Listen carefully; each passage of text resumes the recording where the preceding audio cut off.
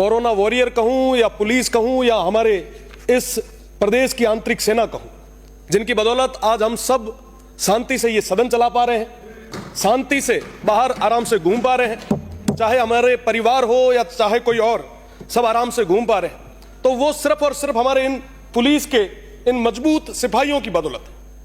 अपराधियों में भय, आम जन में विश्वास, ये जो वाक्य है वाकई बहुत मजबूती के साथ हमारे ये जो सिपाही हैं ये चरितार्थ कर रहे हैं। पर कुछ देर पहले सादुलपुर से आने वाले माननीय सदस्य ने कहा, और मैं भी उसी बात से पूरे तरीके से इत्तेफाक रखता हूं, कि आज भी हमारे उन साथियों को साइकिल भत्ता ही मिल रहा है। मंत्री महोदय, आजादी के इतने साल बाद आपको यह मौका मिला है कि कम से कम ये साइकिल भत्ता जो वर्ड है इसको तो चेंज कर ही दीजिए, और अगर आप इन सिपाहियों को अलग से अगर भत्ता देते हैं तो निश्चित रूप से ये इस प्रदेश सरकार का एक बहुत बड़ा कदम होगा। आज के समय में मैं इसकी बात करूं या चाहे छोटी छोटी डिमांड्स जो हमारे constable, head constable, ASI, SIs की है, उनको पूरी तरीके से नजरअंदाज किया जा रहा है। साहब, मैं तो बात करूंगा जिसकी बात मुझे लगता है कि अभी की जानी है। जब भी यहां से निकलते हैं तो हमारा ट्रैफिक रुकवाने के लिए 4 हमारे जो सिपाही साथी हैं वो गेट पे खड़े होते हैं। वो 24 घंटे वहां पे ड्यूटी देते हैं। हम 10 मिनट के लिए अगर सड़क पे खड़े हो जाते हैं तो हमें लगता है कि साहब कितना पॉल्यूशन है। जो 24 घंटे वहां पे खड़ा रहता है उसकी क्या हालत होगी, उनकी मेंटल हेल्थ के बारे में चिंता कौन करेगा। जब यहां से निकलते हैं तो कई बार हमारे जो सफेद वर्दी में इस सदन में काम करने वाले हमारे जो साथी हैं उन्हें देखते हैं, साहब हमारे आने से 2 घंटे पहले आते हैं और जाने के 2 घंटे बाद जाते हैं।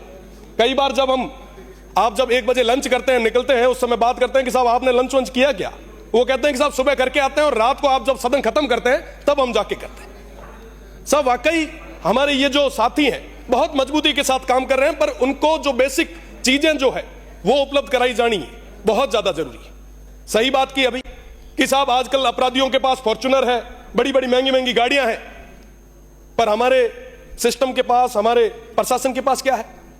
आज भी वही जीप, मुझे नहीं लगता जिसका कभी इंश्योरेंस भी हुआ होगा। कई बार साथी कहते हैं कि साहब हमारी इन जीपों का इंश्योरेंस भी नहीं है, अगर ये खराब हो जाती तो हमें अपने तरीके से सही कराना पड़ता है। ये हालत है हमारी।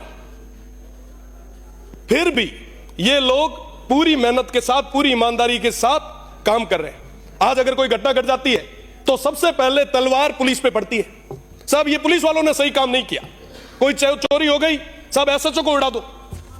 सबसे कमजोर कड़ी हमेशा पुलिस को माना गया। कई सारे उपनाम हमारे इस सिस्टम ने, इस सोसाइटी ने दे दिए। आज जरूरी है कि हम इनको मजबूत करें। जो ग्राउंड पे काम करने वाले हमारे वो जो बीट के अधिकारी हैं उनको करें।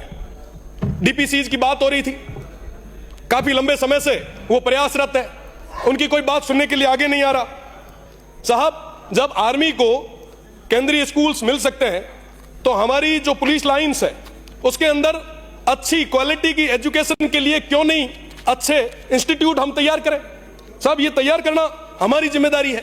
आज डिजिटल युग है, साइबर का युग है, हजारों करोड़ों के फ्रॉड हो रहे हैं, पर साहब आज के समय में हमारे थानों के अंदर पड़े हुए कंप्यूटर बिल्कुल पूरे तरीके से खाक छान रहे हैं।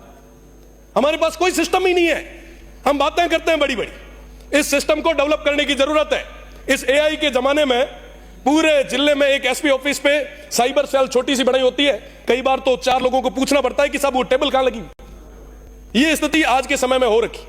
मेरा निवेदन है आपसे कि कम से कम ऐसी जो अपग्रेडेड सेल्स है उनको और ज्यादा मजबूत करने की जरूरत है। साथ ही साथ जो हथियारों की बात हुई, अभी चर्चा चल ही रही थी, क्योंकि मैं बाड़मेर, जैसलमेर और बालोतरा उस क्षेत्र से आता हूं, पश्चिमी राजस्थान से आता हूं, जहां पे धीरे धीरे जो नया काम हो रहा है उसके साथ साथ कई सारी और चीजें भी बढ़ रही है, क्राइम भी बढ़ रहा है। तो आज के समय में जो अपराधियों के पास लेटेस्ट वेपन आ गए हैं, पर हमारे पुलिस के उन जवानों के पास अभी तक वो लेटेस्ट वेपन नहीं मिल पाए। बिल्कुल मेरा निवेदन है कि साथ ही साथ पुलिस के साथ और एक बड़ी चीज, अब हम होली मनाने जाएंगे, पर हमारे ये पुलिस के भाई हम सभी की सुरक्षा के लिए लगे रहेंगे। साथ ही साथ कारागृह की बात है। पिछली सरकार ने मुझे कई बार जेल भेजा, मैं उसके लिए धन्यवाद दूंगा, क्योंकि जेल जाने से पहले हमारी सोच कुछ अलग थी। हमें लगता था कि साहब सारे अंदर कैदी हैं, वो पता नहीं कैसे होंगे, उनके 2 सींग होते होंगे, वाकई वो बहुत बड़ा अपराध करके आए होंगे। जब जेल में गए, वहां के हालात देखे, प्रदर्शन करते हुए गए थे। आज भी विरोध कहीं ना कहीं करना पड़ता है तो मजबूती से करते हैं। अगर वर्तमान सरकार भी कहे कि जेल जाना है तो जाके भी आएंगे। मैं निवेदन करना चाहूंगा कि वर्तमान के अंदर जितने भी जो अपराधी हैं, आप उन्हें अपराधी कहो, कैदी कहो, बहुत 80 से 90% लोग ऐसे हैं जिन्होंने बिना किसी इंटेंशन से एक्सीडेंटल कोई एक्ट हो गया, और उनमें से भी 50 से 60% जो है वो 18 से 30 साल की उम्र के हैं। मुझे लगता है कि जो सुधर सकता है, जो मुख्य धारा में आ सकता है, उसे हम जेल में भेजकर और बड़ा कुख्यात अपराधी बनाकर बाहर निकालें। जेलों के अंदर और जेलों के ऊपर काम करने की जरूरत है। यहां पे माननीय 200 सदस्य विराजे हैं। मेरा तो निवेदन है कि अपने अपने जिलों की जेलों को एक बार आप करीब से देख कर रहा है, आप वहां जाके देख के आए कि वाकई वहां के हाल क्या है, गुर्जर, और जेल के अंदर वो तमाम सुविधाएं दिलाने की जरूरत है। भैया जी एक मिनट, एक विशेष मांग मारी कि कम से कम जो कैदी है उनको वीडियो कॉन्फ्रेंसिंग के जरिए अपने परिवार से बात कराने की सुविधा भी हमारी प्रदेश की सरकार को करवानी चाहिए। कम से कम आदमी फ्रस्ट्रेशन से बाहर निकलेगा, सही सोचेगा, स्किल्स के